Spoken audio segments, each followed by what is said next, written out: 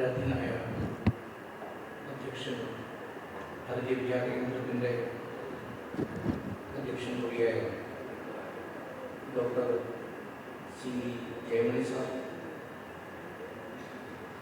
ഭാരതീയ വിദ്യാകേന്ദ്രത്തിൻ്റെ ആരാധനായ director Shri Sanjay, ഇവിടുത്തെ ഈ പഠന ശിബിര നടത്തിപ്പിനായി രൂപീകരിച്ച സ്വാഗത സംഘത്തിൻ്റെ അധ്യക്ഷനായ ഡോക്ടർ ഭാസ്കരൻ കാരായി, വിദ്യാലയത്തിൻ്റെ സംസ്ഥാന ജനറൽ സെക്രട്ടറി ശ്രീ സുധീർ ബാബുജി, പ്രജ്ഞാപ്രവാഹിൻ്റെ വീക്ഷണ ക്ഷേത്ര സംയോജകനായിട്ടുള്ള വിശ്വനാഥി, സ്വാഗത സംഘത്തിൻ്റെ രക്ഷാധികാരിമാർ, മറ്റ് ചുമതലപ്പെട്ട മഹത് വ്യക്തികൾ,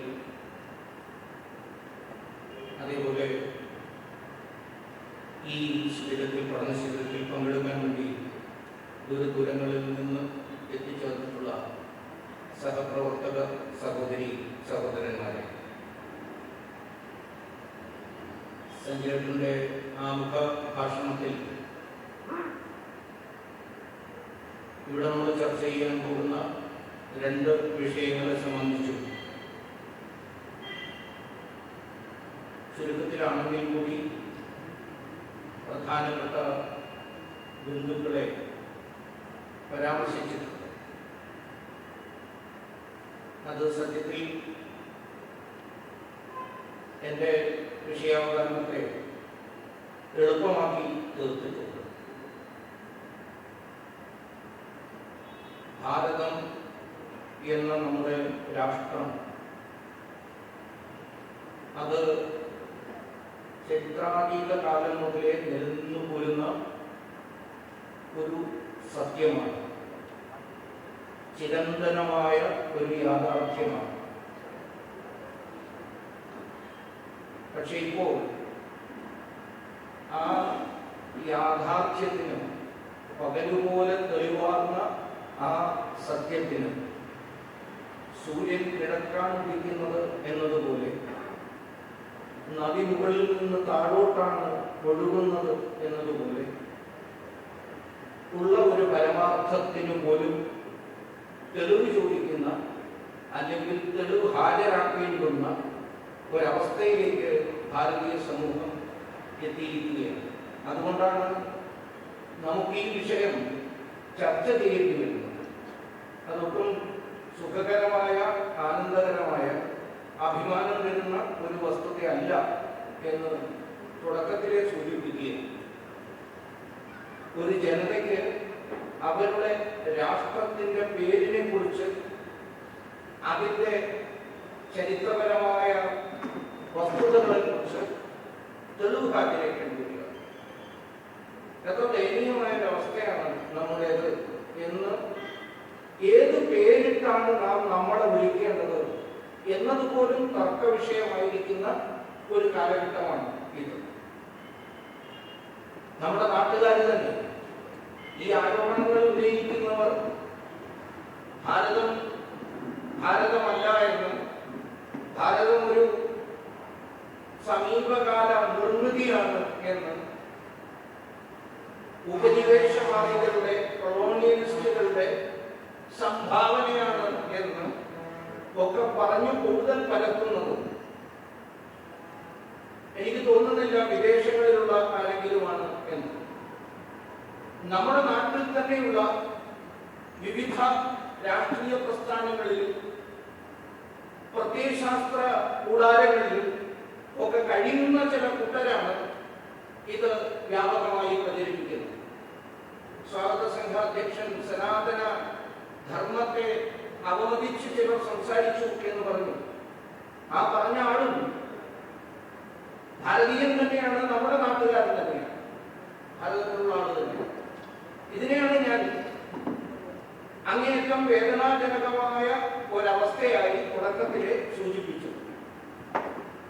ഒരു തർക്കവും ഉണ്ടാകാൻ പാടില്ലാത്ത ഒരു വിഷയമാണ്. പക്ഷെ അതിലാണ് ഇന്ന് തർക്കമുണ്ടായിരിക്കുന്നത്. തർക്കങ്ങളെ നാം ഭയപ്പെടുന്നില്ല. ഇവിടെ സൂചിപ്പിക്കപ്പെട്ടതുപോലെ ചോദ്യങ്ങൾ ഉയരുന്നതിനെ ഭയപ്പെടുന്ന ഒരു ദർശനമല്ല നമ്മുടെ. ചോദ്യങ്ങൾ നിരന്തരം ഉയർത്തപ്പെടണം എന്ന് ആഹ്വാനം ചെയ്യുന്ന സമൂഹമാണ് നമ്മുടെ. ചോദ്യം ഉയർത്തപ്പെടുന്നില്ലെങ്കിൽ അത് വളർച്ചയല്ല, പകരം ആ ദർശനത്തിന്റെ തളർച്ചയാണ് സൂചിപ്പിക്കുന്നത് എന്ന് വിശ്വസിക്കുന്ന ഒരു സമൂഹമാണ് നമ്മുടെ. അതുകൊണ്ട് തന്നെയാണ് ഭഗവാൻ ഗീതോപദേശം ഒക്കെ തീർത്തതിനു ശേഷവും അർജുനനോട് പറഞ്ഞത് വിമർശേഷേണ യഥേച്ഛസി തഥാ കുരു എന്ന്. നീ പരിപൂർണമായ ശ്രദ്ധ നൽകി വിശകലന വിധേയമാക്കുക. ഞാൻ ഈ പറഞ്ഞത് കൊട്ടാതെയും അതിനുശേഷവും ഇതുമൊരു അസാമാന്യമായ തന്റേടമുള്ള ഉൾക്കരുത്തുള്ള ഒരു ദർശനത്തിനും ദാർശനികനും മാത്രമേ അങ്ങനെ പറയാൻ കഴിയൂ. യഥേച്ഛസി തഥാ കുരു. അതിനുശേഷം നിനക്ക് എന്ത് തോന്നുന്നുവോ അത് ചെയ്യൂ എന്ന്. അതുകൊണ്ട് വേദന ഉണ്ടാക്കുന്നുണ്ട് നമ്മുടെ ഭാരതീയന് തന്നെ ഇതിന്റെ സാങ്കത്യത്തെ ചോദ്യം ചെയ്യുന്നത് എന്ന് പറഞ്ഞപ്പോൾ തന്നെ ഒരു വസ്തുതയും നമുക്ക് തികഞ്ഞ ആത്മവിശ്വാസവുമുണ്ട്. ഇത് ഭാരതം എന്നത് ഒരു ചിരന്തന യാഥാർത്ഥ്യമാണ്, ഒരു ചിരകാല സത്യമാണ് എന്നു മുതലാണ് ഇത് തുടങ്ങിയത്, അല്ലെങ്കിൽ എന്നു മുതലാണ് ഭാരതം ഭാരതമായി അറിയപ്പെടുന്നത് എന്നതിന് ചരിത്രത്തിൽ ഏതെങ്കിലും ഒരു മുഹൂർത്തത്തെ ചൂണ്ടിക്കാണിക്കാൻ കഴിയില്ല. കാലം കണ്ണു തുറന്നപ്പോൾ നാം ഈ ഒരു രാഷ്ട്രമായിരുന്നു എന്നേ പറയാൻ കഴിയൂ. ചരിത്രത്തിന് പിന്തിരിഞ്ഞു നോക്കാൻ കഴിയുന്ന ദൂരങ്ങൾ എത്രയും പിന്നോട്ട് പോയാലും അവിടെ ഭാരതം തികഞ്ഞ തെളിമയോടെ നിൽക്കുന്നത് കാണാം. ലോകത്ത് എഴുതപ്പെട്ടിട്ടുള്ള എല്ലാ രേഖകളിലും, അത് ചരിത്രരേഖകളായാലും സാഹിത്യ സംബന്ധിയായ രചനകളായാലും അതിലൊക്കെയും ഭാരതത്തെ കുറിച്ചുള്ള പരാമർശമുണ്ട്, ഈ രാഷ്ട്രത്തെ കുറിച്ചുള്ള പരാമർശമുണ്ട്. അതുകൊണ്ടാണ് സൂചിപ്പിച്ചത് കാലവും ചരിത്രവും കണ്ണിടിച്ചു നോക്കുന്ന സമയത്ത് ഭാരതം പ്രത്യക്ഷമായിരുന്നു, ഭാരതം ഉണ്ടായിരുന്നു. അതുകൊണ്ടാണ് ഇവിടെ പറഞ്ഞു കഴിഞ്ഞു, ഞാൻ ആവർത്തിക്കേണ്ടതില്ല. അഥർവവേദ സൂക്തമൊക്കെ സഞ്ജയേട്ടൻ ഉദ്ധരിച്ചു. ഭദ്രവിച്ഛന്ദർഷയസ്വീതപോദീക്ഷാമുപരിഷേ ദുരഗ്രേ തോ രാഷ്ട്രം ബലമോജാതം തദസ്മൈ ദേവാമുപസന്നമന്തു പോലെയുള്ള സൂക്തം പറഞ്ഞു. അഥർവവേദത്തിലും പഴക്കമുള്ള ഋഗ്വേദത്തിലും പരാമർശമുണ്ട് രാഷ്ട്രത്തിൽ. അങ്ങനെയാണല്ലോ കാലത്തെ വിലയിരുത്തുന്നവർ സൂചിപ്പിക്കുന്നത്. ഋഗ്വേദമാണ് ഏറെ പഴക്കമുള്ളത്. അതിൽ ഭാരതമെന്ന നാമം പോലുമുണ്ട്. സമീപകാലത്ത് ഭാരതമെന്ന പേരിട്ട് വേണം ഈ നാടിനെ വിളിക്കാൻ എന്ന് ദേശത്തിന്റെ ആരാധനായ പ്രധാനമന്ത്രിയും രാഷ്ട്രീയ സ്വയംസേവക സംഘത്തിന്റെ സർസംഘചാലകനുമൊക്കെ പറഞ്ഞപ്പോ അതിനെ വിമർശിച്ച് ചിലരെല്ലാം പറഞ്ഞത് ഭാരതമെന്ന പേര് വളരെ സമീപകാലത്തുണ്ടായതാണ് എന്നൊക്കെയാണ്. അതെത്രയോ മുമ്പേ ഉള്ളതാണ്. ഋഗ്വേദം പറയുന്നു, യാ ഇമേ രോദസി ഉഭേ അഹം ഇന്ദ്രം മതുഷ്ടവം വിശ്വാമിത്രസ്യ രക്ഷതി ബ്രഹ്മേദം ഭാരതം ജനം. ഋഗ്വേദമാണ് ഇത്. ഒന്നല്ല, അനേകം സന്ദർഭങ്ങളിൽ ഇത് സൂചിപ്പിക്കുന്നുണ്ട്. ഋഗ്വേദ സൂക്തത്തെയും വായുപുരാണ സൂക്തത്തെയും പത്മപുരാണത്തെയും മഹാഭാരതത്തെയും ഭാഗവത പുരാണത്തെയും ഒക്കെ ഉദ്ധരിച്ചുകൊണ്ട് ആർട്ടിക്കിൾ 1 ചർച്ചാവേളയിൽ, ആർട്ടിക്കിൾ 1 ചർച്ച ഭരണഘടനാ നിർമ്മാണ സഭയിൽ നടക്കുമ്പോൾ വിവിധ പണ്ഡിതന്മാർ ഈ ശ്ലോകങ്ങളൊക്കെയും പരാമർശിക്കുന്നുണ്ട്. ഭാരതം എന്ന് തന്നെ ഭാരതത്തിന് പേരുണ്ടാകണം എന്ന് പറഞ്ഞുകൊണ്ട്, ഇന്ത്യ ദാറ്റ് ഈസ് ഭാരത് എന്ന് പറഞ്ഞതിനെ വിമർശിച്ചുകൊണ്ട് സംസാരിക്കുമ്പോൾ സേഠ് ഗോവിന്ദദാസും അതേപോലുള്ള പണ്ഡിതന്മാരായ ആൾക്കാർ പറഞ്ഞത് that sentence or phrase itself is clumsy. ആ വാചകമോ വാചകഖണ്ഡമോ തന്നെ ഒരുതരം ക്ലംസി ആയിട്ടുള്ള പ്രയോഗമാണ്. അത് നമുക്ക് ചേർന്നതല്ല. ഇത് ഭാരതമാണ്. ഉറങ്ങിക്കിടക്കുന്ന ഒരു ആത്മാവിനെ, ഒരു ജീവനെ ഉണർത്തണമെങ്കിൽ അതിൻ്റെ യഥാർത്ഥ പേരിട്ട് വിളിക്കണം. ഏതെങ്കിലും പേരിട്ട് വിളിച്ചാൽ ഉണരില്ല. ഭാരതം എന്ന് തന്നെ പറയണം എന്ന് ശേഖ് ഗോവിന്ദദാസിന്റെ വിശ്രുതമായ പ്രസംഗമുണ്ട്. നിങ്ങളെല്ലാവരും ഇന്ത്യ ദാറ്റ് ഈസ് ഭാരത് എന്ന പരാമർശത്തെക്കുറിച്ച് അതിൽ അമെൻമെന്റ് അവതരിപ്പിച്ചുകൊണ്ട് നടത്തിയ ആ പ്രസംഗം വായിക്കേണ്ടതാണ്. അതിൽ പറയുന്നുണ്ട്. അതേപോലെ കമലാപതി ത്രിപാഠിയും ഒക്കെ ഇവരൊക്കെ വിശ്രുത സംസ്കൃത പണ്ഡിതന്മാരുമായിരുന്നു. ഇതിലെന്താ പറയുന്നത്? വിശ്വാമിത്രാദികളായ, ഇതിൽ വിശ്വാമിത്രൻ എന്നുള്ള പദം മാത്രമേ ഉപയോഗിക്കുന്നുള്ളെങ്കിലും അതിന്റെ വ്യാഖ്യാനം പറയുന്നത് വിശ്വാമിത്രനെ പോലുള്ള ഋഷിശ്രേഷ്ഠന്മാരുടെ ബ്രഹ്മതേജസ്സിനാൽ സംരക്ഷിക്കപ്പെടുന്ന ഭാരതവും ഭാരതീയരും എന്നാണ്. ഭാരതം ജനം, അങ്ങനെയുള്ള ഭാരതം എന്നാണ്. ആ പദത്തിലാണ് അടുത്ത കാലത്ത് മാത്രമുണ്ടായ പദമാണെന്നുള്ള മറ്റിലുള്ള വിമർശനം കേൾക്കേണ്ടി വരുന്നു. ഇതുമാത്രമല്ല, ഭാരതം എന്ന വാക്ക് തന്നെ പലപ്പോഴും നമ്മുടെ ഈ സഭകളിൽ ചർച്ച ചെയ്തിട്ടുള്ളതാണ്. ഭാരതം എന്ന വാക്കിന്റെ അർത്ഥം എന്താ? അനേകം അർത്ഥങ്ങൾ പറയാറുണ്ട്. അനേകം അർത്ഥങ്ങൾ. ഭരതൻ ഭരിച്ചതുകൊണ്ടാണ് എന്ന്, ജഡഭരതനെ പോലുള്ള ഒരു ഋഷി സപ്തമന്റെ പേരിലാണ് എന്ന് അനേകം പരാമർശങ്ങളുണ്ട്. വേദങ്ങളിൽ പറയുന്ന 100 പുരുഷ പ്രജകളിൽ ഒന്നാമനായിരുന്ന ഭരതന്റെ പേരിലാണ് എന്ന്. ഇതൊക്കെ ഉള്ളപ്പോഴും ഭാരതമെന്ന വാക്കിനൊരു ഉജ്ജ്വലമായ, സുന്ദരമായ, പ്രകാശമാനമായ ഒരർത്ഥമുണ്ട്. സംസ്കൃതത്തിൽ ഭ എന്ന് പറയുന്ന ധാതുവിന് പറയുന്നതിന് അർത്ഥം ഭാ ദീപ്തൗ എന്നാണ്. ഭ എന്ന് പറഞ്ഞാൽ പ്രകാശിക്കുന്നത്, ദീപ്തൗ പ്രകാശമുള്ളത്. ഇത് പലപ്പോഴും ചർച്ച ചെയ്തതായതുകൊണ്ട് ഞാൻ വിശദീകരിക്കുന്നില്ല. പ്രകാശം അഥവാ ജ്ഞാനത്തെ പിന്തുടരുന്ന സമൂഹം ജീവിക്കുന്ന പ്രദേശം, ആ പിന്തുടരുന്നതിൽ നിന്ന് ആനന്ദം ഉൾക്കൊള്ളുന്ന, രതി അനുഭവിക്കുന്ന ജനത താമസിക്കുന്ന സ്ഥലം. അങ്ങനെയാണ് ഭാരതത്തിന് ഭാരതം എന്ന പേര് തന്നെ വന്നത്. ആരെങ്കിലും എപ്പോഴെങ്കിലും എന്തോ കണ്ടതിൻ്റെ പേരിൽ ഇട്ടുപോയ ഒരു പദമല്ല അത്. ഇത് തീർത്തും മനസ്സിലാക്കണം. ഭാരതത്തിൽ ഏത് കാലം മുതലാണ് പൂജകൾ ആരംഭിച്ചിട്ടുണ്ടാവുക, ജപം ആരംഭിച്ചിട്ടുണ്ടാവുക, യജ്ഞങ്ങൾ ആരംഭിച്ചിട്ടുണ്ടാവുക? ആർക്കാണ് അതിന് ഏത് മുഴക്കോല് വെച്ചാണ് അളന്ന് തിട്ടപ്പെടുത്തി ഏത് കാലത്താണ് ഇത് തുടങ്ങിയെന്ന് പറയുക? എന്നേ ഉള്ളതാണ്. ഏതു പൂജയുടെയും സങ്കല്പ മന്ത്രം തുടങ്ങുന്നത് എങ്ങനെയാണ്? നമ്മൾ എവിടെ നിൽക്കുന്നു എന്ന് പറഞ്ഞുകൊണ്ട്, ഏത് കാലത്ത് നിൽക്കുന്നു എന്ന് പറഞ്ഞതുകൊണ്ട്. ഇവിടെ പരാമർശിക്കപ്പെട്ട ഒരു പദമാണ് കാലദേശം. എപ്പോഴും നമ്മൾ പറയുന്നതുമാണ് കാലദേശം. ഇത് രണ്ടിനെയും ആധാരമാക്കി വേണം ഏത് കർമ്മവും ആരംഭിക്കാൻ.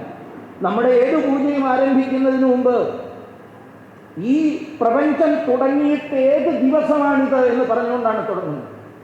എത്ര സുന്ദരമായൊരു ശാസ്ത്രമാണ്, എത്ര ഗംഭീരമായൊരു ശാസ്ത്രമാണ്. ആ പദപ്രയോഗത്തെ ആധാരമാക്കിക്കൊണ്ടാണ് വിശ്വപ്രസിദ്ധനായ ആസ്ട്രോഫിസിസിസ്റ്റ് കാൾ സാഗൻ പറഞ്ഞത്, ലോകത്തൊരു മതവുമില്ല, ഒരു ധർമ്മവുമില്ല, ഒരു ജനതയുമില്ല ഇത്ര കണ്ട് കൃത്യമായി കാലത്തെ അളന്ന് തിട്ടപ്പെടുത്തിയതായി എന്നാണ്. 86.4 ബില്യൺ വർഷങ്ങളായി എന്ന് പറയുമ്പോൾ അത് മഹാസ്ഫോടനത്തിന്റെ ഗ്രേറ്റ് ബാങ് തിയറിയുടെ അടിസ്ഥാനത്തിൽ നോക്കുമ്പോൾ അതിൻ്റെ പകുതി വർഷമായിട്ട് വരും. ബ്രഹ്മാവിൻ്റെ ഒരു ദിവസത്തെ കുറിച്ചാണ് പറയുന്നത്. ഞാൻ അതൊന്നും ഇന്നത്തെ പ്രധാന വിഷയമല്ലാത്തതുകൊണ്ട് ഞാൻ അതിലേക്ക് കടക്കുന്നില്ല. കാൾ സാഗനൊക്കെ പറയുന്നതാണ്. അതിൽ ഈ സങ്കല്പ മന്ത്രത്തിൽ കാലത്തെ, ഇടത്തെ, സ്പേസിനെ, ഞാൻ എവിടെ നിൽക്കുന്നു എന്ന് പറയുമ്പോൾ എന്താ സൂചിപ്പിക്കുന്നത്? ഈ പ്രപഞ്ചത്തിൽ, ആ പ്രപഞ്ചത്തിലെ ഈ പൃഥ്വിയിൽ മേരോർ ദക്ഷിണേ, മേരുവിന്റെ തെക്കുഭാഗത്ത്, മേരു എന്താ? അത് ഹിമാലയമായിട്ട് തന്നെയാണ് എണ്ണപ്പെടുന്നത്. അതിന്റെ തെക്കുഭാഗത്ത് ജംബുദ്വീപേ ഭാരതഖണ്ഡേ ഭാരതവർഷേ എന്തായി സൂചിപ്പിക്കുന്നത്? ആരെന്ന് എഴുതി ചേർത്താണ്? ഈ അടുത്ത കാലത്ത് ആരും എഴുതി ചേർത്താണോ അതോ ബ്രിട്ടീഷുകാർ നമ്മളെ പഠിപ്പിച്ചാണോ ഇങ്ങനെ വേണം ജപിക്കാൻ എന്ന്? ഭാരതഖണ്ഡേ ഭാരതവർഷേ എന്നിട്ട് കൃത്യമായി പറഞ്ഞു വരുന്നു. മയ്യഴിപ്പുഴേ ഉത്തരതീരേ മാഹി ദേശേ മുനിസിപ്പാലിറ്റി ടൗൺ ഹാൾ മധ്യേ ഈ കർമ്മം തുടങ്ങാം എന്ന് കൃത്യമായി പറഞ്ഞുകൊണ്ടാണ് നമ്മളിത് ആരംഭിക്കുന്നത്.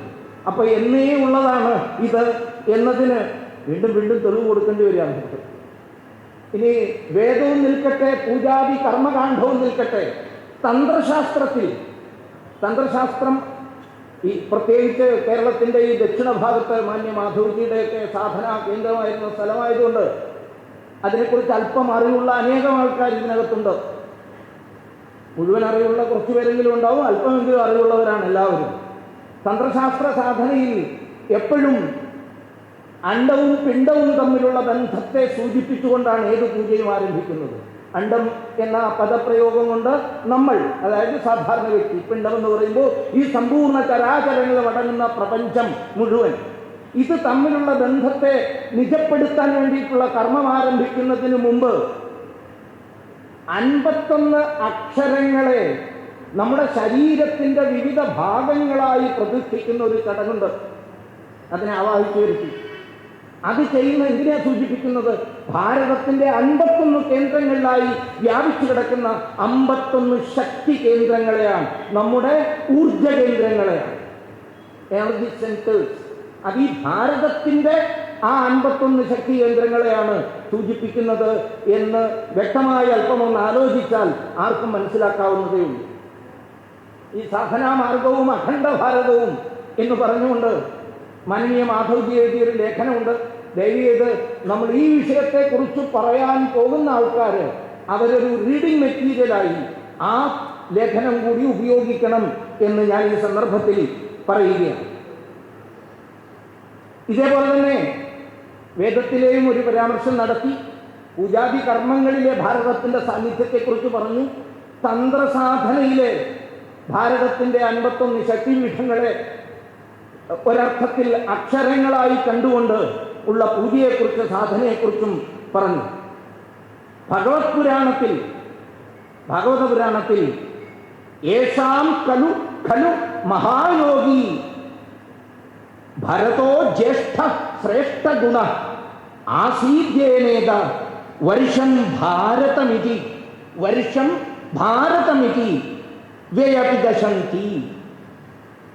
അതിൻ്റെ അർത്ഥം ഋഷഭദേവന്റെ, ഞാൻ നേരത്തെ സൂചിപ്പിച്ചു, 100 മക്കളിൽ ജ്യേഷ്ഠപുത്രനായ ഭരതൻ, ആ ഭരതൻ മഹാശ്രേഷ്ഠനും ഗുണവാനും എല്ലാ വിധത്തിലുള്ള മൂല്യങ്ങളും തികഞ്ഞവനുമായ പരാക്രമിയായ ഋഷഭപുത്രനായ ഭരതന്റെ പേരിൽ ഈ ദേശം അറിയപ്പെടുന്നു എന്ന പരാമർശം എത്രയോ പുരാതനമായ ഭാഗവത പുരാണത്തിലും പറയുന്നു. വിഷ്ണു പുരാണത്തിലെ ശ്ലോകം വളരെ പ്രസിദ്ധമാണ്, അത് പ്രത്യേകിച്ച് പറയേണ്ടതില്ല. ഇതെല്ലാം നമ്മുടെ മുമ്പിൽ തെളിഞ്ഞു നിൽക്കുമ്പോഴും പാർലമെന്റിന്റെ വേദിയിൽ നിന്നുകൊണ്ട് ഏതെങ്കിലും ഒരു രാഷ്ട്രവിരോധി ഇത് ഭാരതമല്ല എന്ന് പറയുമ്പോഴേക്കും നമ്മൾ എന്താണ് ഉറച്ചു പോകും? നമ്മളെന്ന് പറഞ്ഞാൽ ഈ ഇരിക്കുന്ന 100-200 പേരെ കുറിച്ചല്ല ഞാൻ പറയുന്നത് കേട്ടോ. ഹിന്ദുക്കളെന്നും ഭാരതീയരെന്നും വിശ്വസിക്കുന്ന ആൾക്കാർക്ക് എന്താണ് ഒരു അങ്കലാപ്പുണ്ടാകുന്നത്? ഇതെല്ലാം തെളിഞ്ഞു നിൽക്കുകയാണ് നമ്മുടെ മുമ്പിൽ. ഇതിലും കൂടുതൽ രേഖകൾ എന്താ വേണ്ടത്? വിഷ്ണുപുരാണത്തിലെ ആ പ്രസിദ്ധമായ ശ്ലോകം, ഉത്തരം യത് സമുദ്രസ്യ ഹിമാദ്രേ ചൈവ ദക്ഷിണം വർഷം തത് ഭാരതം നാമ ഭാരതീയത്ര സന്ധതി. ഈ വിശാല ഭാരതം പവിത്ര ഭാരതമാണ് എന്നതിന് വേറെ ഏത് തെളിവാണ് നമുക്ക് കൊടുക്കേണ്ടത്? ഭാരതമെന്ന നാമം മാത്രമല്ല അവിടെ സൂചിപ്പിക്കുന്നത്, അതിൻ്റെ ആത്മചൈതന്യം മാത്രമല്ല പരാമർശിക്കപ്പെടുന്നത്. സ്ഥൂലമായ ഭാരതഖണ്ഡത്തിൻ്റെ അതിരടയാളങ്ങൾ കൂടിയാണ് ഈ ശ്ലോകത്തിൽ വിഷ്ണുപുരാണത്തിൽ വരച്ചിടുന്നത്. അതിരുകൾ കൂടി. ഇനി എന്താ വേണ്ടത്? ഇത് വേറെ എവിടെയെങ്കിലുമാണ്. ഇപ്പോൾ അയോധ്യയെക്കുറിച്ചുള്ള രാമജന്മഭൂമി പ്രക്ഷോഭമൊക്കെ നടക്കുമ്പോൾ നമ്മുടെ നാട്ടിലെ ചില ഞാൻ പറയുന്നില്ല ബുദ്ധിജീവികൾ അവര് ഇങ്ങനെ ആവർത്തിച്ച് പറയുന്നുണ്ട്. അവരെന്തോ പുതിയ കണ്ടെത്തലൊക്കെ നടത്തിയിട്ട് അയോധ്യ എത്ര ഇടങ്ങളിലുണ്ടെന്നറിയാമോ എന്നൊക്കെ ചോദിച്ചിട്ട് പുതിയ അറിവ് തരികയാണ്. ഹിന്ദിക്കാർ പറയും ജ്ഞാന ബാട്ട്നേവാലെ. ഇങ്ങനെ അറിവ് വിതരണം ചെയ്യുന്ന കുറേ ആൾക്കാരുണ്ട് നമ്മുടെ നാട്ടിൽ. ഇവരെ മുട്ടിയിട്ട് ഒരു സ്വൈര്യമില്ലാത്ത അവസ്ഥയാണ് നമ്മുടെ നാട്ടിൽ. അയോധ്യ എത്ര ഉണ്ടെന്നറിയാമോ എന്ന് ചോദിച്ചു. ശരിയായ അയോധ്യ ഏതെന്ന് അറിഞ്ഞു കഴിഞ്ഞാൽ പിന്നെ വേറെ പ്രശ്നമില്ല, ഇരിക്കട്ടെ, എന്നാലും കുഴപ്പമില്ല, പറഞ്ഞോട്ടെ.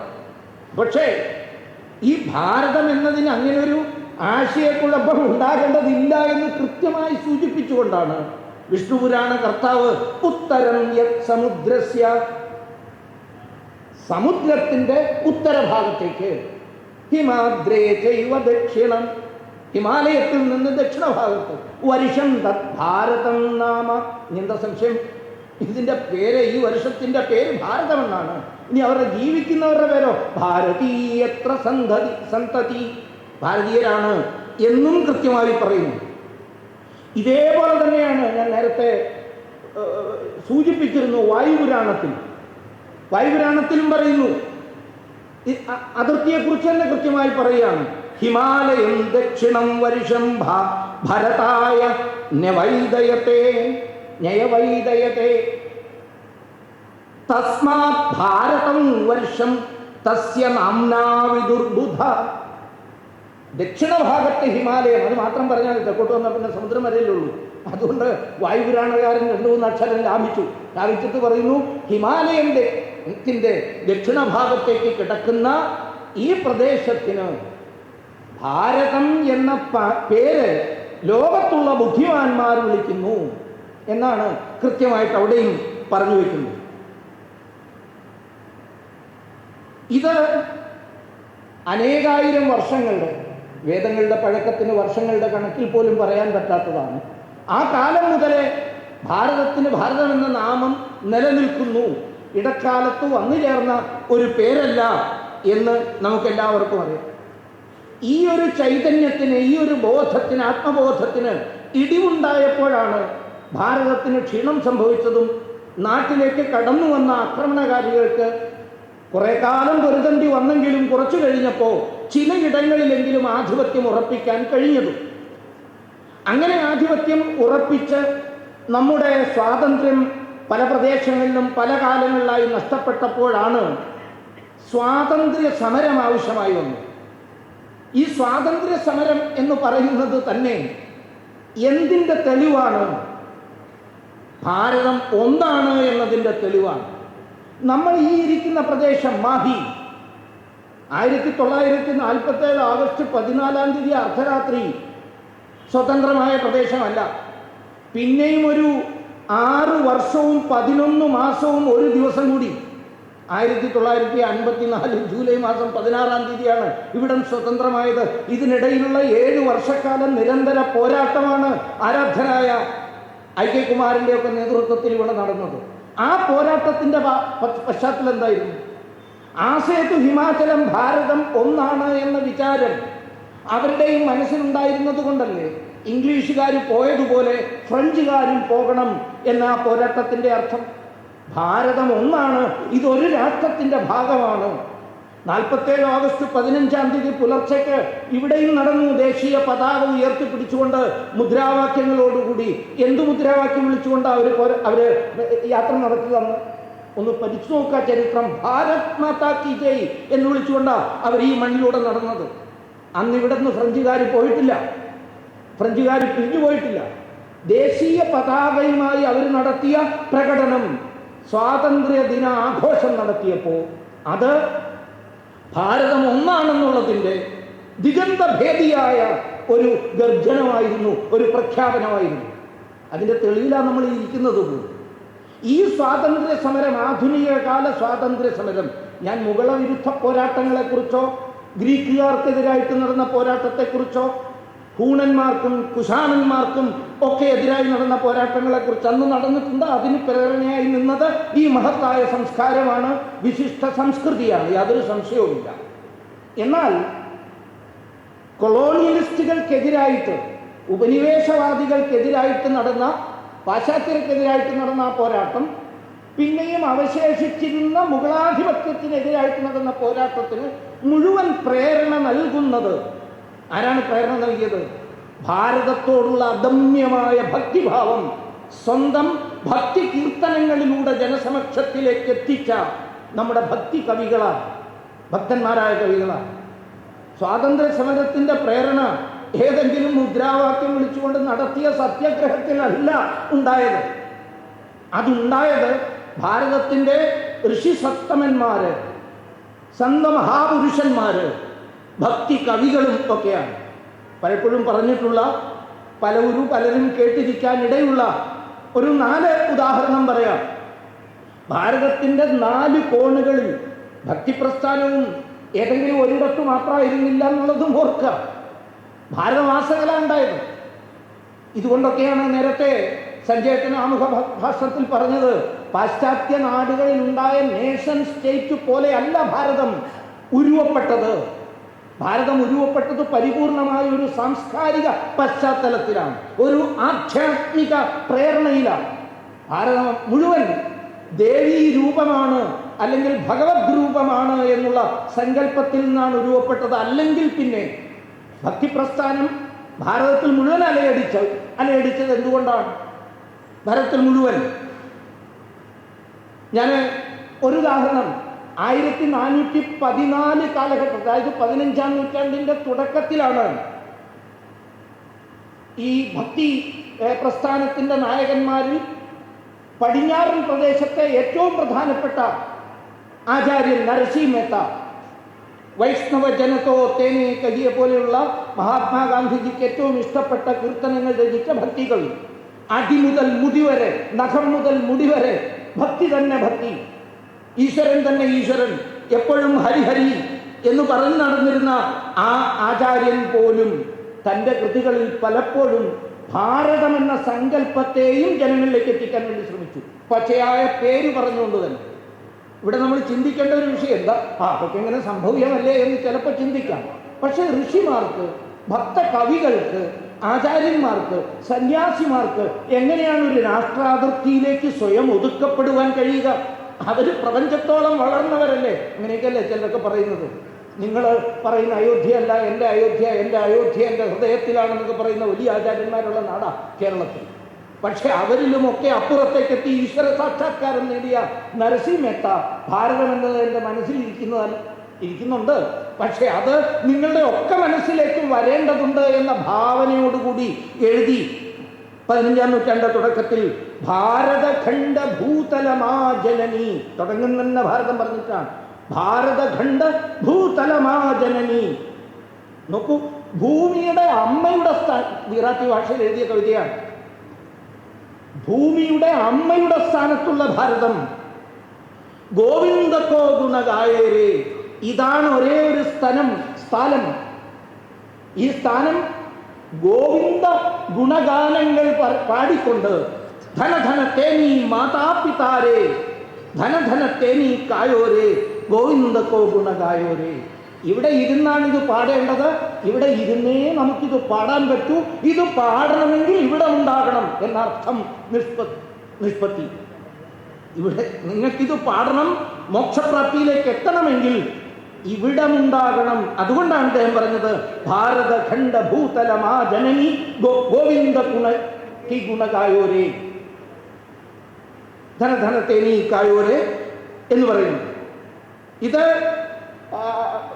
നമ്മുടെ ഗുജറാത്തിലുള്ള നരസിംഹ മേത്ത എന്ന ഭക്തകവി പാടിയപ്പോൾ ഏതാണ്ട് അതിന് നേരെ എതിർഭാഗത്ത്, എതിരെന്ന് പറഞ്ഞാൽ ഭൂമിശാസ്ത്രപരമായ എതിർഭാഗത്ത്, ഏതാണ്ട് 3000-ഓളം കിലോമീറ്റർ ദൂരെ ഗുവാഹട്ടിയിൽ കാമരൂപത്തിൽ ഇരുന്നുകൊണ്ട് മഹാപുരുഷ ശങ്കരദേവും അദ്ദേഹത്തിൻ്റെ ശിഷ്യനായ മഹാപുരുഷ മാധവദേവും അവരും ഭക്തിപ്രസ്ഥാനത്തിൻ്റെ മഹാന്മാരായ ആചാര്യന്മാരായിരുന്നു. ചിലപ്പോൾ ഒക്കെ തമാശ രൂപത്തിൽ പറയാറുണ്ട്, നിങ്ങളോടും പറഞ്ഞു കാണും, വാട്സപ്പിൽ ഏതാണ്ട് നരസിംഹ മേത്ത അയച്ചു കൊടുത്തതുപോലെയാണ് അതിൻ്റെ ആസാമി ഭാഷയിലുള്ള പരിഭാഷ. ശങ്കരദേവ് അതേ കാലത്ത് 15-ാം നൂറ്റാണ്ടിൻ്റെ ആദ്യപാദത്തിൽ, അദ്ദേഹത്തിൻ്റെ കാലഘട്ടം 1449 മുതലുള്ള കാലഘട്ടമാണ്. അദ്ദേഹം എഴുതി, നോക്കൂ, പദങ്ങൾ പോലും എത്ര സമാനമാണ്.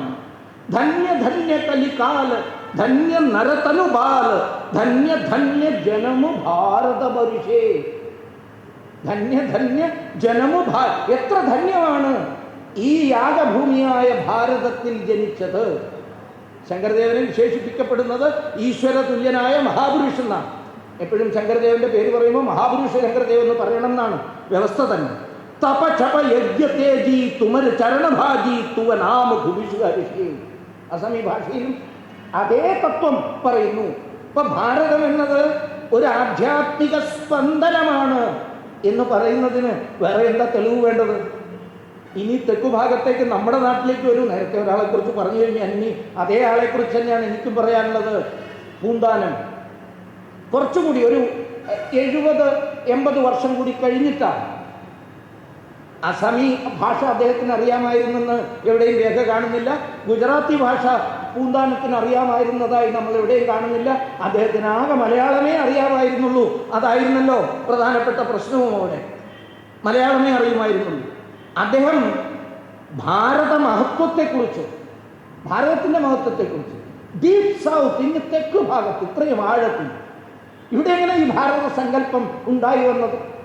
അപ്പോഴാണ് നമ്മൾ മനസ്സിലാക്കേണ്ടത്, ലോകത്ത് ഒരേ ഒരു നാട്ടിലെ പുഴയ്ക്ക് ഭാരതത്തിൻ്റെ പേരുള്ളൂ, അത് കേരളത്തിലെ ഭാരതപ്പുഴയ്ക്കാണ്. ഒരേ ഇടത്തെ പുഴയുടെ ഏതാണ്ട് 7-8 കിലോമീറ്റർ നേരായി ഭാരതപ്പുഴ നിളയൊഴുകുന്ന ഒരു പ്രദേശമുണ്ട് അവിടെ. അതിന് പേര് നമ്മുടെ പൗരാണികന്മാർ ഇട്ടിട്ടുള്ളത് ഭാരതഖണ്ഡം എന്നാണ്. തിരൂര്, മഞ്ചേരി, മലപ്പുറം, പാലക്കാട്, തൃശ്ശൂരുകാർക്കറിയാം ഭാരതഖണ്ഡം എന്നാണ് ആ പ്രദേശത്തിൻ്റെ പേര് പോലും. എത്രയോ മുമ്പേ നമ്മളിത് മനസ്സിലാക്കണം. ഏതാണ്ട് അതേ കാലത്താണ് ആറന്മുളക്കാരൻ ഗോവിന്ദൻ എന്ന് പറയുന്ന കവി, നമ്മുടെ പ്രതിപക്ഷ നേതാവിൻ്റെ ഭാഷയിൽ പറഞ്ഞാൽ പിന്നാക്കക്കാരനാണ്. ഇപ്പോൾ ഈ ബജറ്റ് അവതരിപ്പിക്കുന്നതിന് മുമ്പ് അലുവ ഉണ്ടാക്കുന്നതിൽ എത്ര പിന്നാക്കക്കാരനുണ്ടായിരുന്നു എന്ന് ചോദിക്കുന്ന നമ്മുടെ LOPയിലെ അദ്ദേഹമൊക്കെ അറിയേണ്ടതാണ്. അങ്ങനെ ഒരു പിന്നാക്കക്കാരനായ കവി എൻ്റെ നാട്ടുകാരനാണ് ഗോവിന്ദ കവി. അദ്ദേഹം ജീവിതത്തിൽ ഒരിക്കൽ പോലും ആറന്മുള ദേശം വിട്ട് വേറെ എവിടെയും പോയതായി രേഖകളില്ല. പക്ഷേ അദ്ദേഹം എഴുതിയ തിരുനിഴൽ മാലൈ എന്ന് പറയുന്ന ഒരു പ്രാചീന മലയാള കൃതിയുണ്ട്. സുകുമാർ അഴീക്കോട് വൈസ് ചാൻസലറായിരിക്കുന്ന കോഴിക്കോട് സർവകലാശാലയിൽ ഉണ്ടായിരിക്കുന്ന കാലത്ത് ഈ തിരുനിഴൽ മാല അവിടുന്ന് അച്ചടിക്കുകയും അതിന് വലിയ പഠനം നടത്തുകയൊക്കെ ചെയ്തു. അതല്ലല്ലോ ഇന്നത്തെ വിഷയം. പക്ഷേ തിരുനിഴൽ മാലയിൽ അന്നത്തെ മലയാളത്തിൽ ഭാരതഖണ്ഡ വിവരണമുണ്ട്. ഭാരതഖണ്ഡം, അതിൽ മേരു പർവ്വതത്തെക്കുറിച്ച് വിശദീകരിക്കുന്ന ഭാഗം കേട്ടാൽ ഏതൊരു മലയാളിക്കും, ഒരു ഭാരതീയനായ മലയാളിക്ക്, ഒരല്പം സാഹിത്യബോധമുള്ള മലയാളിക്ക് രോമാഞ്ചമുണ്ട്. അദ്ദേഹം മേരു പർവ്വതത്തെ ഈ ആറന്മുള എന്ന അന്നത്തെ ആ കുഗ്രാമത്തിൽ ഇരുന്നു കൊണ്ട് എഴുതിയത് നിലവിളക്കിൻ്റെ നാമ്പ് പോലെ ഈ പൃഥ്വിയുടെ മധ്യത്തിൽ നിൽക്കുന്ന ഒന്നാണ് മേരുപർവ്വതം എന്നാണ്. അതിൻ്റെ തെക്കുഭാഗത്തുള്ള ഭാരതഖണ്ഡത്തെക്കുറിച്ച് അദ്ദേഹം പറയുന്നു.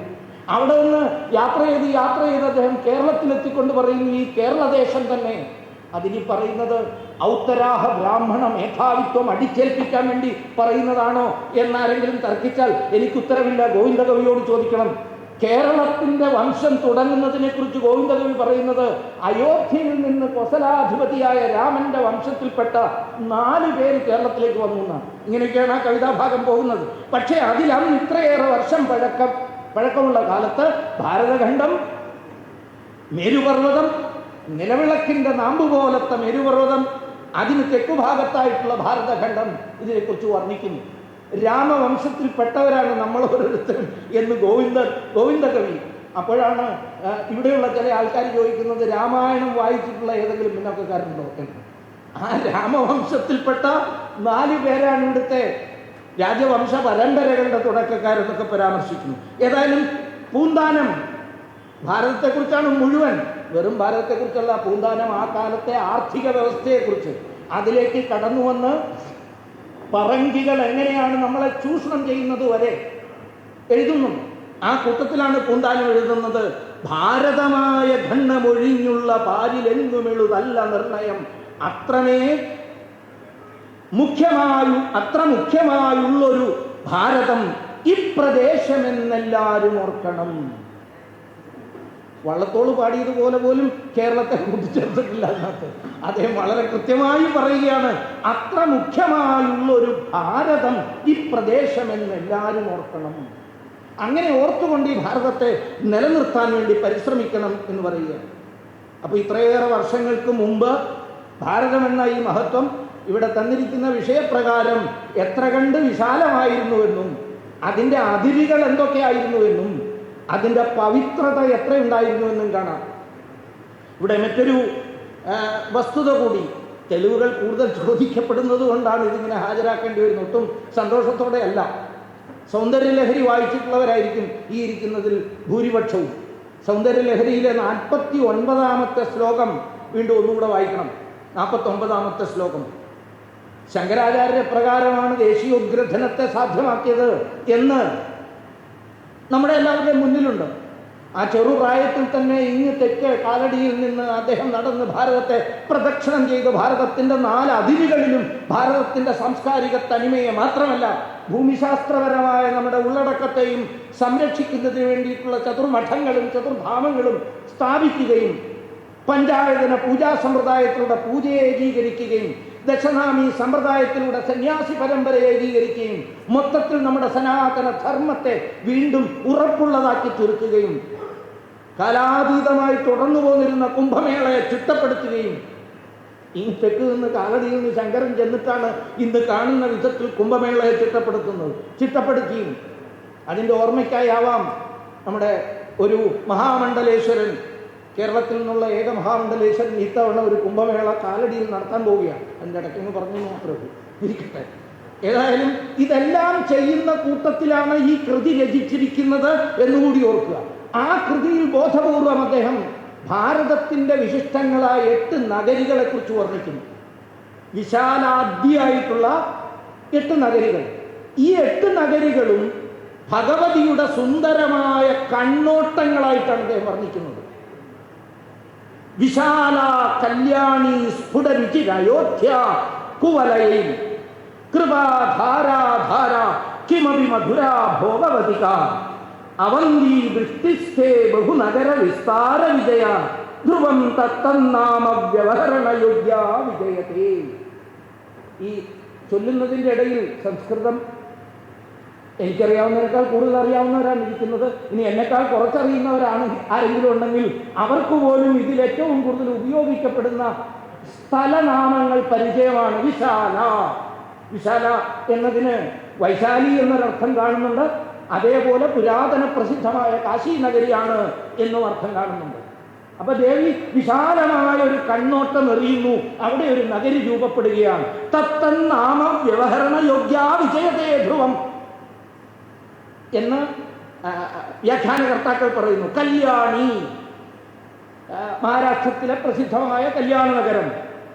സ്ഫുടരുചിര അയോധ്യ കുവലൈ, പറയേണ്ട ആവശ്യമില്ല. നല്ല തെളിവെള്ളത്തിലെ ആമ്പൽ പൂക്കളെപ്പോലും പരാജയപ്പെടുന്ന വിധത്തിലുള്ള സുന്ദര നഗരികളാകുന്നു ഹെർ ഗേസസ്, അവളുടെ നോട്ടങ്ങൾ എന്നാണ് പറയുന്നത്. കൃപാധാരാധാര, പുരാണ പ്രസിദ്ധമായ ധാർ നഗരി, ഭോപ്പാലിനടുത്തുള്ള മധ്യപ്രദേശിലെ ധാർ നഗരി, ഭോജരാജാവിനൊക്കെ ഭരിച്ച കേന്ദ്രമായിരുന്ന സരസ്വതി ദേവിയുടെ ഏറ്റവും പുരാതനമായ പ്രതിഷ്ഠയുള്ള ധാരാനഗരി. കിമപി മധുര ഭോഗവതിക, അതും ഭോഗവതികയും ഒരു പ്രധാനപ്പെട്ട ഗുജറാത്തിലെ നഗരമാണ്. അവന്തിക ദൃഷ്ടിസ്ഥേ ബഹുനഗര വിസ്താര വിജയനഗരം. വിജയ എന്ന പേരിൽ അറിയപ്പെടുന്ന ആന്ധ്രയിൽ തന്നെയുള്ള നഗരം. ഈ വിജയനഗര സാമ്രാജ്യത്തെക്കുറിച്ചല്ല ഞാൻ പറഞ്ഞത്. ധ്രുവം തത്തന്നാമ വ്യവഹരണ യോഗ്യ വിജയത്തെ. വിജയകാരികളായിട്ടുള്ള ഈ നഗരികളെ സ്വന്തം കണ്ണോട്ടങ്ങളിലൂടെ ദേവി സൃഷ്ടിച്ചു എന്ന് പറയുമ്പോൾ അതിൻ്റെ ഉള്ളിൽ അടങ്ങുന്ന ആ മഹത്തായ തത്വമെന്ന് ആലോചിച്ചു. ഇതിൽ നിന്നൊക്കെ കിട്ടിയ ആശയങ്ങൾ കൊണ്ടല്ലേ മഹർഷി അരവിന്ദനായാലും വിവേകാനന്ദനായാലും മഹാനായ രാജേന്ദ്ര പ്രസാദ് ആയാലും രാജഗോപാലാചാര്യ ആയാലും ഒക്കെ ഇതൊരു ദിവ്യ ത്രികോണമാണ് എന്ന് പറഞ്ഞത്. ഭാരതം എന്നതൊരു ദിവ്യ ത്രികോണമാണ്, ഒരു ഡിവൈൻ ട്രയാങ്കിളാണ്. No one can divide it എന്ന് പറഞ്ഞത് ഇതിൻ്റെ അടിസ്ഥാനത്തിലാണ്. ത്രിശക്തി രൂപിണിയായ ദേവിയുടെ സ്പന്ദനമാണ് ഇവിടെ ഓരോ ഇടത്തും മിടിക്കുന്നത് എന്നവർ പറയാനുള്ള കാരണം അതാണ്. ഇതേ ഭാവം ഞാൻ പറഞ്ഞു. സ്വാമി വിവേകാനന്ദൻ്റെ വാക്കുകളിലൂടെ ഒന്ന് കടന്നുപോകൂ. ഒരു ദേശീയവാദിയായ ഋഷി എന്ന നിലയിലുള്ള വിവേകാനന്ദൻ്റെ അദ്ദേഹത്തിൻ്റെ ഓരോ വാക്കിലും ഇത് ജ്വലിച്ചു നിൽക്കുകയാണ്. ഭാരതം എന്ന ആ സങ്കല്പം, നമ്മളിവിടെ തലക്കെട്ട് കൊടുത്ത ഭാരതത്തിൻ്റെ ആ വിശാലതയും അതേപോലെ പവിത്രതയും, പുണ്യ ഭാരതത്തെക്കുറിച്ചുള്ള വർണ്ണന അദ്ദേഹത്തിൻ്റെ എല്ലാ പരാമർശങ്ങളിലും കാണാം. വിദേശത്തു നിന്നും മടങ്ങി അദ്ദേഹം ഭാരതത്തിലെത്തി ചെന്നൈയിൽ ഫെബ്രുവരി 15 നടത്തിയ 1897 ഫെബ്രുവരി 15 നടത്തിയ ഒരു പ്രഭാഷണം. ആ പ്രഭാഷണം വളരെ പ്രസിദ്ധമാണ്. ഞാനത് പറയാതെ തന്നെ അറിയാൻ കോട്ട് ഒന്ന് പറയുകയാണ്.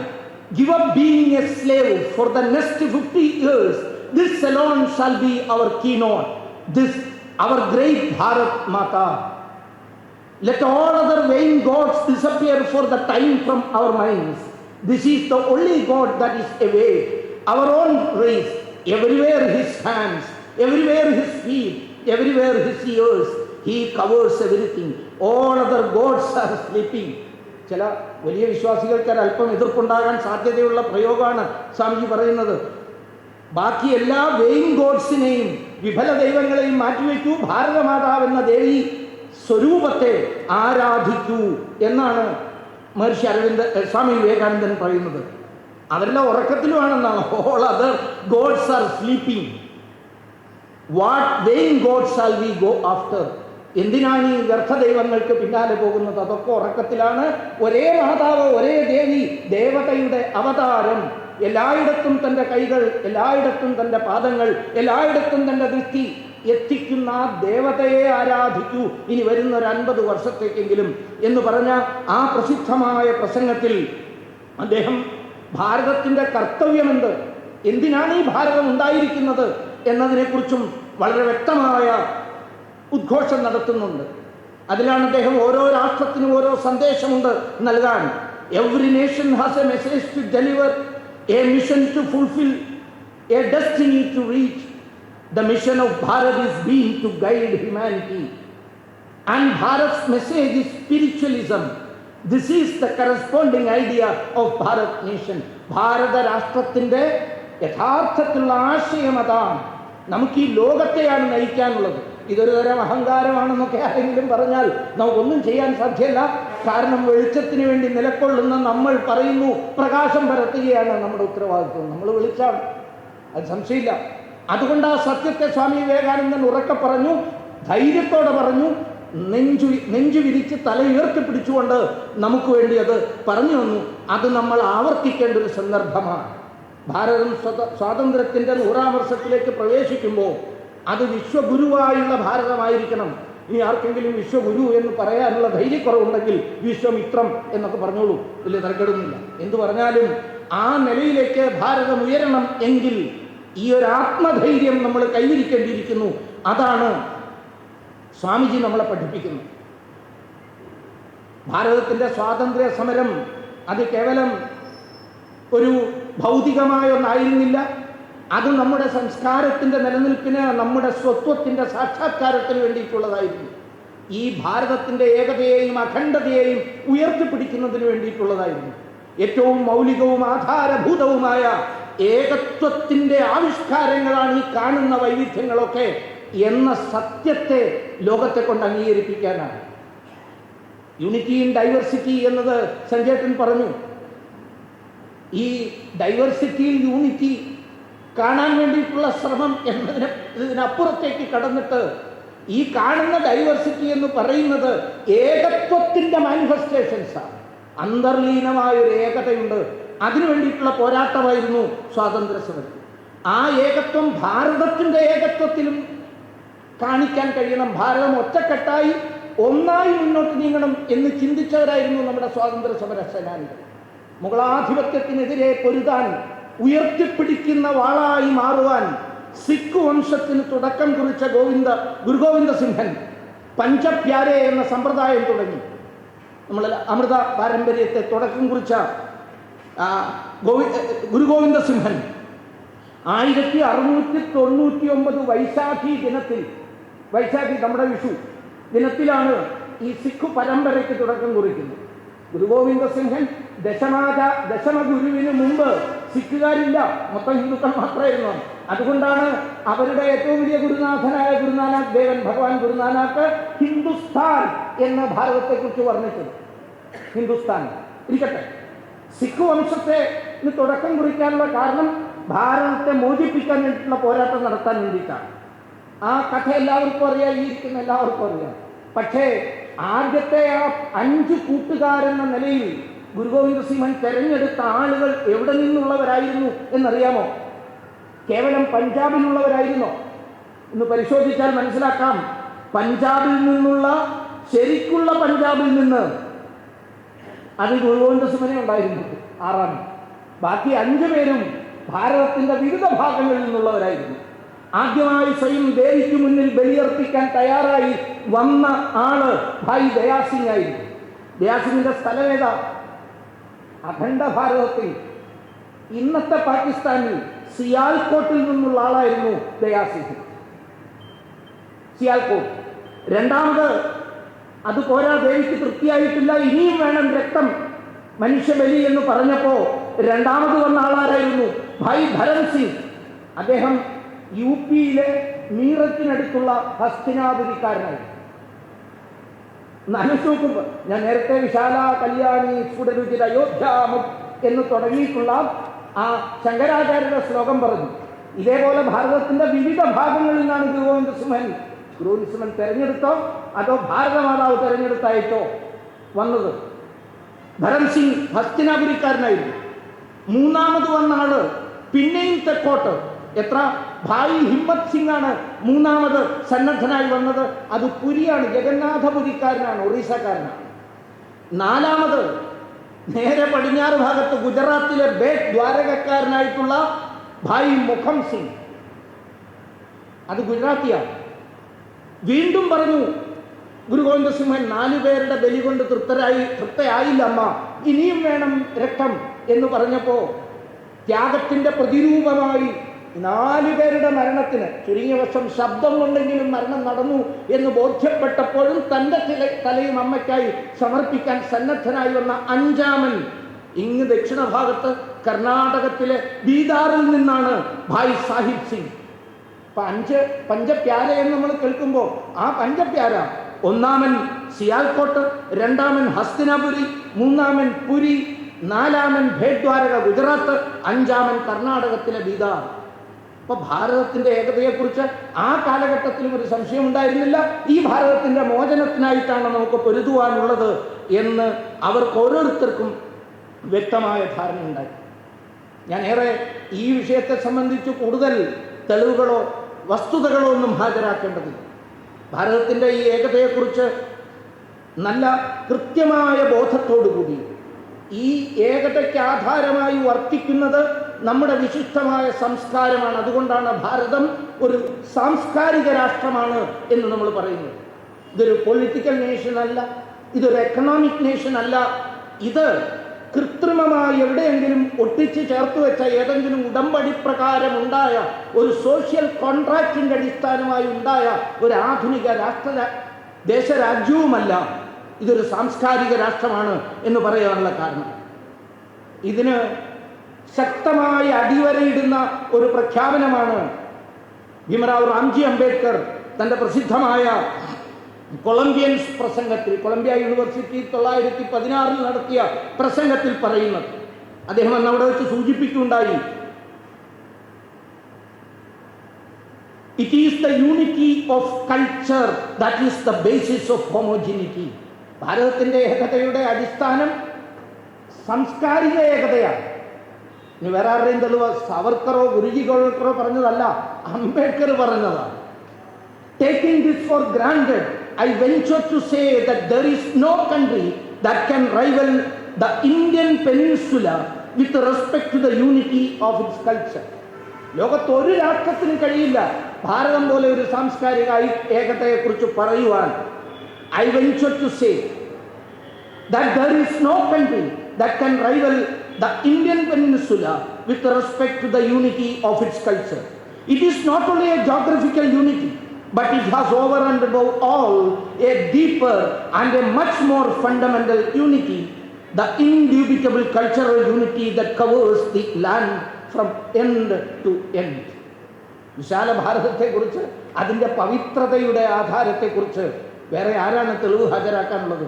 അദ്ദേഹം പറയുകയാണ്, ഒരറ്റം മുതൽ മറ്റേ അറ്റം വരെ നിറഞ്ഞ് തുളുമ്പുന്ന സാംസ്കാരിക ചൈതന്യമാണ് നമ്മുടെ ഈ രാഷ്ട്രത്തിൻ്റെ ഏകതയ്ക്ക് കാരണം. ഈ പവിത്രതയാണ് നമ്മുടെ ഈ മഹത്വത്തിന് കാരണം. ഇത് തന്നെയാണ് മറ്റൊരു രൂപത്തിൽ വേറൊരു സോഷ്യലിസ്റ്റായിട്ടുള്ള, പ്രധാനപ്പെട്ട സോഷ്യലിസ്റ്റായിട്ടുള്ള രാം മനോഹർ ലോഹ്യ, അദ്ദേഹത്തിൻ്റെ ആ വചനം നമ്മളെല്ലാവരും കേട്ടിരിക്കും. രാം കൃഷ്ണ ശിവ എന്ന് പറയുന്ന അദ്ദേഹത്തിൻ്റെ ലേഖനത്തിൽ പറയുന്ന ആ കാര്യം, രാമൻ വടക്കിനെ തെക്കിനോട് യോജിപ്പിച്ചു, കൃഷ്ണൻ പടിഞ്ഞാറിനെ കിഴക്കിനോട് യോജിപ്പിച്ചു, ശിവൻ എല്ലായിടത്തും ഉണ്ട് എന്ന്. പക്ഷെ ആ ലേഖനം അവസാനിപ്പിക്കുന്നത് ഒരുപക്ഷെ നമ്മൾ ചിലപ്പോൾ ശ്രദ്ധിച്ചിട്ടുണ്ടാവില്ല. ആ ലേഖനം അദ്ദേഹം അവസാനിപ്പിക്കുന്നത് ഇങ്ങനെയാണ്: I will not be so stupid as to suggest a remedy except to proclaim ഞാൻ ഒരു കാര്യം പ്രഖ്യാപിക്കുന്നതിന് അപ്പുറത്തേക്കുള്ള ഒരു വിട്ടിത്തെറിവ് ഞാൻ ചെയ്യാൻ പോകുന്നില്ല. ഈ നാടിനെ നന്നാക്കുന്ന എന്ത് ചെയ്യണം എന്ന് പറയാം. അദ്ദേഹം പറയുകയാണ്, O Bharat mother give us the mind of Shiva.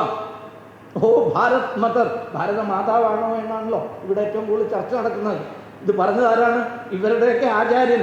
ആരുടെ കാൽക്കൽ ഇരുന്നാണ് ഇവരൊക്കെ സോഷ്യലിസത്തിന്റെ ബാലപാഠം പഠിച്ചത്? അതേ രാം മനോഹർ ലോഹ്യ പറയുകയാണ്, ഭാരതം നേരിടുന്ന പ്രശ്നങ്ങൾക്ക് പരിഹാരത്തിന് വേണ്ടി ഞാൻ വലിയ ഉപദേശങ്ങളൊന്നും തരുന്ന വിട്ടിത്തരം ചെയ്യുന്നില്ല. ഒറ്റ കാര്യമേ ഞാൻ പറയാൻ പോകുന്നുള്ളൂ, അഭ്യർത്ഥിക്കുന്നുള്ളൂ. അതിതാണ്, O Bharat mother give us the mind of Shiva. ശിവന്റെ മനസ്സ് എനിക്ക് തരും. ശിവന്റെ മനസ്സ്. അത് അതിനകത്ത് വർദ്ധിക്കുന്നത് ഡയമെൻഷൻ അതീതമായ മനസ്സാണ് ശിവൻ പ്രദാനം ചെയ്യുന്നതാണ്. ഞാൻ അതിന്റെ ഫിലോസഫിയിലേക്ക് പോകുന്നില്ല. ഏതായാലും give us the mind of Shiva, the heart of Krishna and the word and deed of Ram. Create us with a non-dimensional mind and an exuberant heart, but a life of limits. ഒരു അതിരുകൾക്കുള്ളിലുള്ള ജീവിതം അതേ വേണ്ടു എനിക്ക്. പക്ഷെ അവിടെ ഒരു എക്സ്യൂബറന്റ് mind വേണം. വാക്കും പ്രവൃത്തിയും രാമൻ്റെത് വേണം. കൃഷ്ണന്റെ ഹൃദയം വേണം. ശിവന്റെ സമാനതകളില്ലാത്ത ഒരു തരത്തിലുള്ള ഡയമെൻഷനും വഴിപ്പെടാത്ത ആ ശിവ മനസ്സെനിക്ക് തരൂ എന്ന് പറയുന്നതാരാ? പ്രാർത്ഥിക്കുന്നതാരാ? ഈശ്വരനില്ല എന്ന് പറയുന്ന സോഷ്യലിസ്റ്റായ രാം മനോഹർ ലോഹ്യ. എന്തുകൊണ്ടിത് പറയുന്നു എന്ന് മറ്റൊരവസരത്തിൽ അദ്ദേഹം പറയുന്നുണ്ട്, ഞാനൊരു ഭാരതീയനായതുകൊണ്ട് പറയുന്നു. ഈ വിശുദ്ധമായ ഭാരതത്തിൻ്റെ പുത്രൻ എന്ന നിലയിലാണ് ഞാനിത് പറയുന്നത് എന്നാണ് പറയുന്നത്. അപ്പം നമുക്കും പ്രാർത്ഥിക്കാൻ ഇത് മാത്രമേ ഉള്ളൂ. നമുക്കെല്ലാവർക്കും ആ രാമൻ്റെ മനസ്സും കൃഷ്ണൻ്റെ ആ എക്സ്യൂബറൻ ഹാർട്ടും ശിവന്റെ ഡയമെൻഷനുകൾക്ക് അതീതമായ മനസ്സും അതീതമായ ആ മനസ്സും തരൂ. അതിനുവേണ്ടി നമുക്ക് എല്ലാവർക്കും പ്രയത്നിക്കാം. ഇടയ്ക്കൊന്ന് ഞാൻ പറഞ്ഞു, വിവേകാനന്ദൻ്റെ ആത്മവിശ്വാസത്തോടുകൂടി നമുക്ക് ഈ ഭാരതത്തിൻ്റെ മഹത്വത്തെക്കുറിച്ച് സംസാരിക്കാൻ കഴിയട്ടെ. സമയം ഒരല്പം അധികരിച്ചു എന്ന് പറഞ്ഞാൽ ഈ വിഷയങ്ങളൊക്കെ അധികരിച്ച് സംസാരിക്കുക. ഞാൻ അല്പം വിഷയം അധികരിച്ച് സംസാരിച്ചതുകൊണ്ട് അല്പം സമയം കൂടുതലായിപ്പോയി. എന്നാലും ഒന്നോ രണ്ടോ പേർക്ക് ചില ചോദ്യങ്ങൾ ചോദിക്കാനുള്ള അവസരമുണ്ട്. ഞാൻ നിർത്തുന്നു. നമസ്തേ.